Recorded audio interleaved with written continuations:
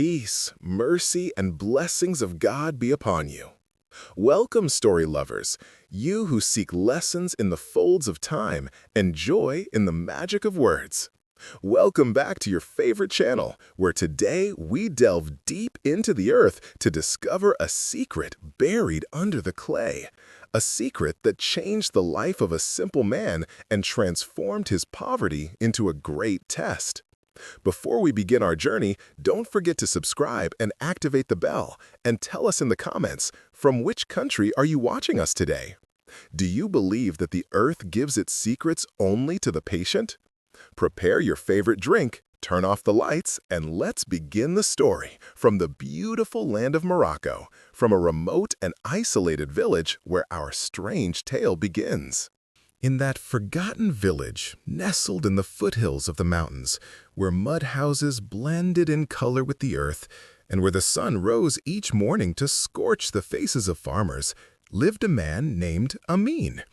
Amin was not just a name, it was a trait that had accompanied him since childhood, for he was honest with the land, truthful with himself, and content with what the heavens bestowed.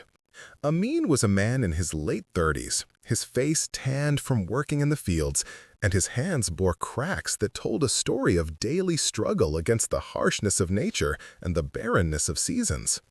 He owned nothing in the world but a small plot of land, inherited from his father, who inherited it from his grandfather, and a small hut whose roof almost touched his head, located at the isolated edge of the village. His life was monotonous, an endless cycle of sowing, watering, and waiting, and his only successful crop in that stubborn, rocky soil was potatoes. He grew potatoes, ate from them, and sold a little at the weekly market to buy oil and flour. Despite his simple circumstances, Amin harbored a small dream in his heart, not of a palace or prestige, but he dreamed of planting a vast field of golden wheat swaying with the wind. But the land was harsh, water was scarce, and debts began to accumulate with the ruthless merchant Salem, who threatened to sell his land if he didn't pay before the end of the season. One autumn morning, the air was heavy, and fog covered the mountaintops like a white turban. Amin went out to his field as usual, carrying his heavy pickaxe on his shoulder, his eyes reflecting a deep worry. The wind howled with a frightening sound, as if nature was warning him of something to come. He reached his small field and looked at the potato sprouts whose leaves were starting to yellow and wither prematurely. "Oh Lord," Amin whispered in a hoarse voice, "you know I spared no effort, but the land has been meager, and Salem will not wait long." He struck the ground forcefully with his pickaxe, trying to extract what he could of the crop to sell. The first strike was normal, the sound of metal hitting damp earth. But the second strike, the one that changed the course of his life, made a strange sound. It wasn't the sound of hitting a stone, nor penetrating a root, but a resonant, muffled, deep sound, as if the pickaxe had struck buried solid metal. Amin stopped, wiped the sweat from his forehead, and looked curiously. He bent down and dug with his bare hands, removing the damp soil. He expected to find a hard rock obstructing his work, but what he found made his breath catch in his chest. Beneath the layer of clay, something yellow and shining gleamed. It wasn't a stone, nor a coin, but a potato. Yet it was unlike any potato he had ever seen. It was incredibly heavy, and its skin wasn't rough brown, but smooth, cold, and gleaming with the luster of pure gold. Amin's eyes widened, and his heart pounded like a war drum. Was he dreaming? Had he suffered sunstroke in this cloudy weather? He picked up the heavy tuber, gently bit it with his teeth, and it was as hard as metal. "Gold!" he cried in a choked voice, afraid someone would hear him. "It's gold!" He looked around suspiciously. The village was far, and no one was in sight except the crows cawing over the old olive tree. Fear and greed took hold of him in an instant. If this was gold, his problems were over. He would pay off Salem's debt, build a house, get married, and become the master of the village. But how could a potato be gold? He returned to digging madly, forgetting fatigue, forgetting hunger. He dug next to the second plant and found a normal potato. The third, normal. The fourth, gold. There were veins of gold extending beneath his land as if they were magical roots. Amin spent his entire day digging like a man possessed until his hands became a mass of blood and mud. He collected 7 golden potatoes, hid them in a worn cloth bag, and wrapped it around his waist under his clothes. He returned to his hut at sunset, not as a tired farmer, but as a guardian of treasure who feared his own shadow. He closed the dilapidated wooden door, lit a solitary candle, and placed the tubers before him. Their glitter illuminated the dark room, and their brilliance ignited an unfamiliar conflict within him. "What should I do?" he asked himself, his voice trembling. "If I sell them in the market, they will suspect me. They will say I stole them or found an ancient treasure that must be confiscated. And if I keep them, I won't eat gold." Amin decided to keep the secret and go the next day to the big city, away from the eyes of the villagers and merchant Salem, to sell only 1 tuber to a jeweler he didn't know. The night passed long and heavy. Nightmares pursued him, in which he saw the earth cracking open and swallowing him, and he saw merchant Salem turning into a monster demanding the gold. In the early morning, before the rooster crowed, Amin crept out of the village. The journey to the city was arduous, but the weight of the gold around his waist gave him strange energy. He reached the city, and its noise startled him, but he composed himself and entered an old Jewish jeweler shop in a corner of the market. He offered him the tuber hesitantly. The jeweler examined it with his lens, looked at Amin suspiciously, then said, "This is pure gold, a purity I've never seen before, as if it was cast in nature's mold. Where did you get this, my son?" Amin lied and said he inherited it from his grandmother. He sold the tuber for an amount he had never dreamed of in his entire life. He returned to the village laden with gifts and paid off Salem's debt, who looked at him with astonishment and surprise.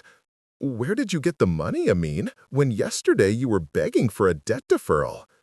Amin replied curtly, "God provides for whom he wills," and went on his way. But money breeds greed, and a secret weighs heavily.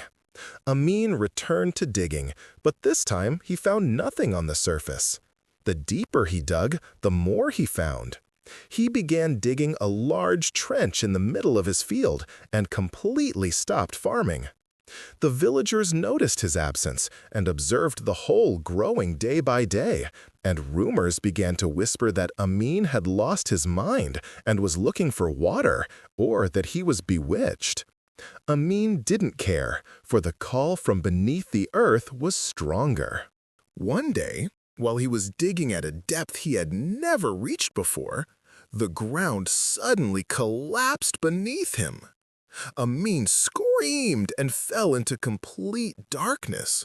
Rolling through a sticky, damp tunnel, its scent like that of ancient plant roots and decaying soil.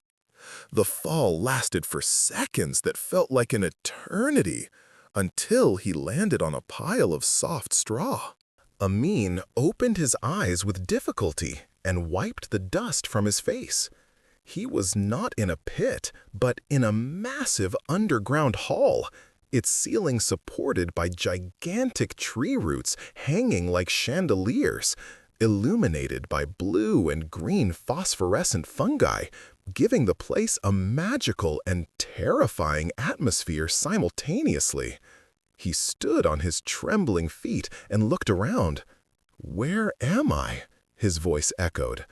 He walked cautiously. The floor was covered with something resembling a carpet woven from plant fibers. As he ventured deeper, he saw stacked piles, not of stones, but of Earth's fruits: potatoes, carrots, turnips, onions, all colossal in size and vibrant in color, some gleaming with the luster of gold, silver, and ruby. He had fallen into the kingdom of roots, the hidden world that nourishes the surface of the earth.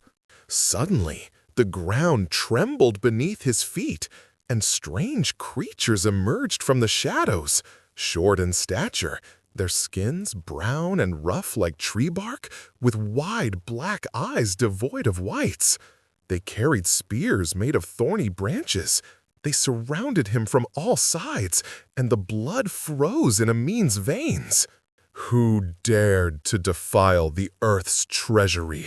A deep voice boomed, resembling the sound of sliding rocks, from a high platform at the end of the hall.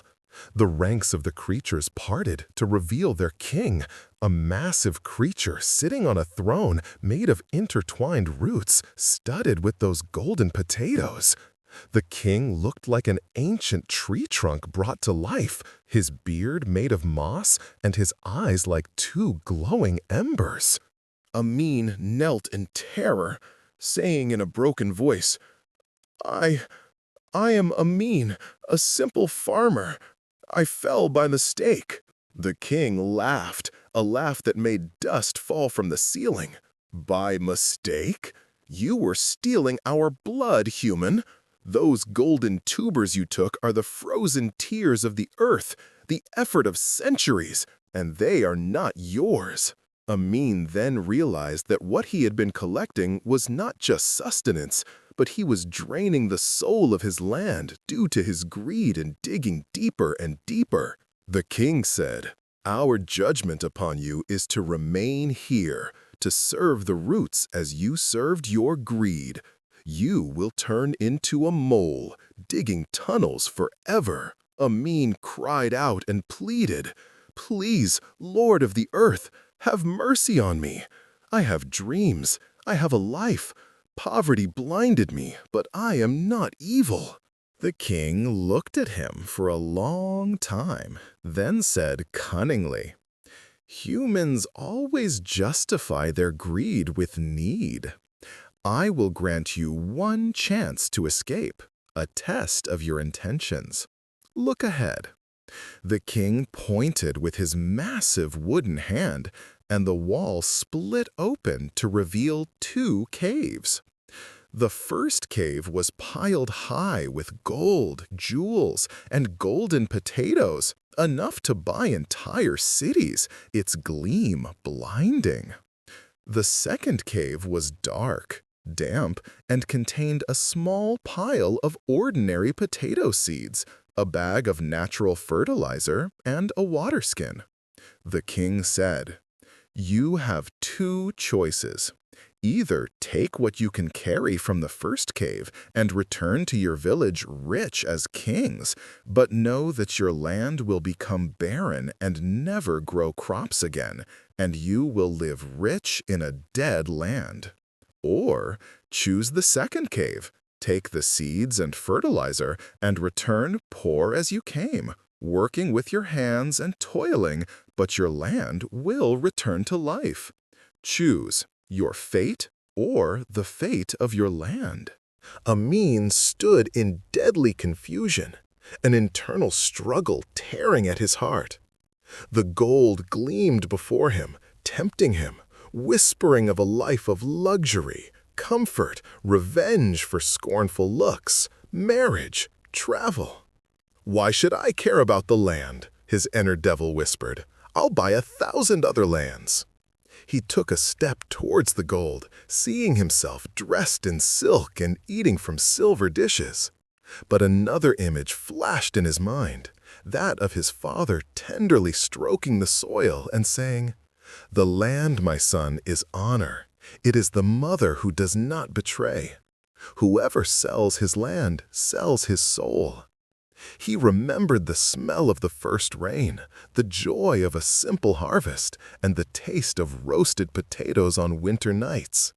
He remembered that gold is cold, soulless, and that a dead land would be a curse that would haunt him and his descendants. Amin looked at the gold one last time, then closed his eyes, swallowed, and slowly turned towards the dark cave. "I have chosen," he said in a quiet yet confident voice. He walked towards the ordinary seeds, carried the heavy bag of fertilizer on his back, and took a handful of seeds. "I chose the land. I chose blessed hardship over wealth that brings death." A terrible silence fell over the hall. Amin thought the king would be angry, or the creatures would attack him. But suddenly, the hall shook violently, and the gold in the first cave began to melt and turn into a foul-smelling black liquid, while the seeds in his hand began to glow with a warm green light. The king said in a voice whose tone changed from threat to respect, "You have survived, Amin. Few humans choose life over glitter. Because you were true to the earth will be true to you. Take what you have chosen and leave.